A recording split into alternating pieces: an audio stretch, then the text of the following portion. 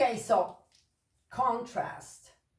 Contrast, when we want to oppose to something. When we want to contrast a rule. For example, the rule: no shopping.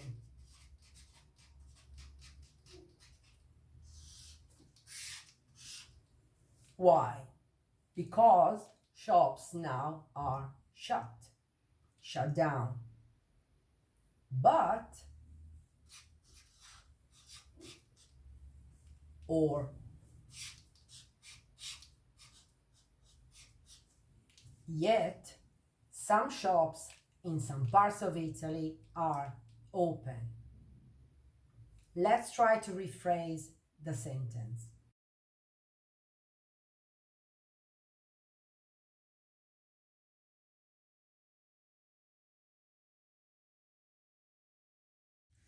So if I say all shops are shut in Italy, but here is what? Think about it. And the same with yet. Okay, so if you say all shops are shut in Italy, but and yet, in this case, they are both conjunctions. Okay, so they join together two sentences. One is in total contrast with this. So all shops are closed or shut because of the government, yet, but in some parts of the country, they are open. They reopened. Now let us try to modify this sentence, leaving the same meaning.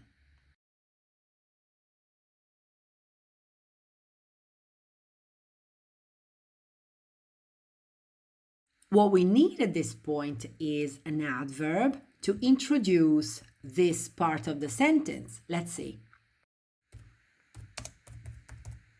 Although the government has imposed a shutdown, what do I say now?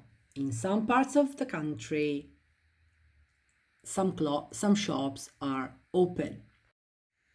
Although the government has imposed a shutdown, Trentino has decided to allow shops to reopen. Now, let's take a look at these two sentences, the first and the second one. In each of these sentences, which we will call clauses, all shops are shut in Italy, but yet in some parts of the country they are open. The same sentence can be reframed like this. Although, even though, sorry for the mistake, both mistakes here, let me correct. So although, even though the government has imposed a shutdown, Trentino has decided to allow shops to reopen. So we have said the same, we have expressed contrast here, contrast there. Here we did it through the use of two conjunctions. Here we did it through the use of two adverbs.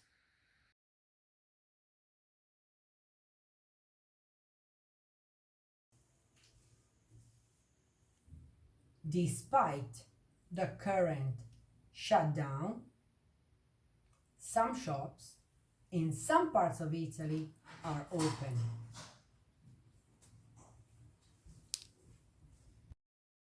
Let us now recap what we said, okay? And let us analyze the sentence that expresses the rule. All shops are shut in Italy.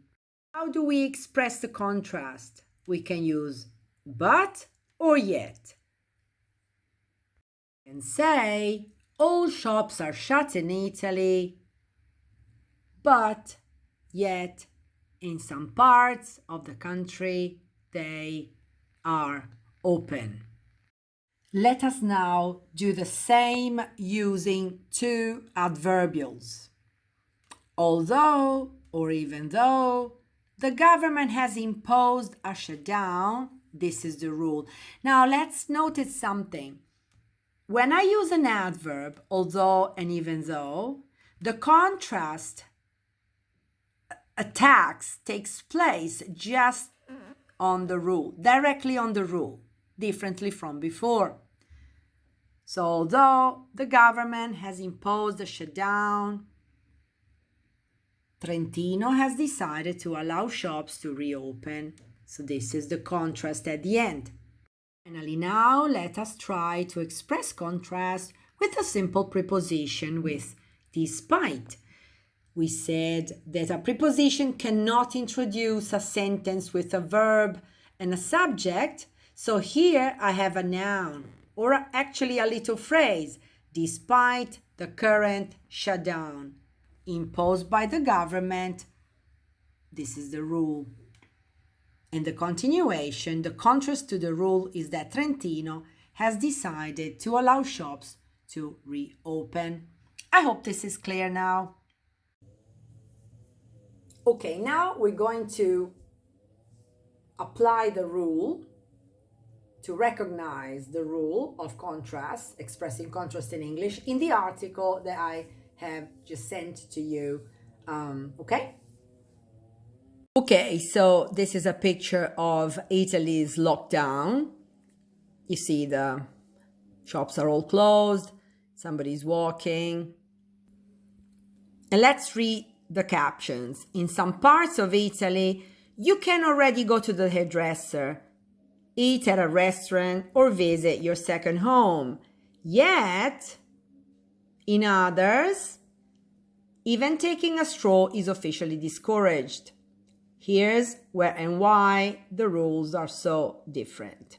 Right, so our lesson now will concentrate on the possibility to change this sentence, still using contrast, still opposing to the rule in different ways.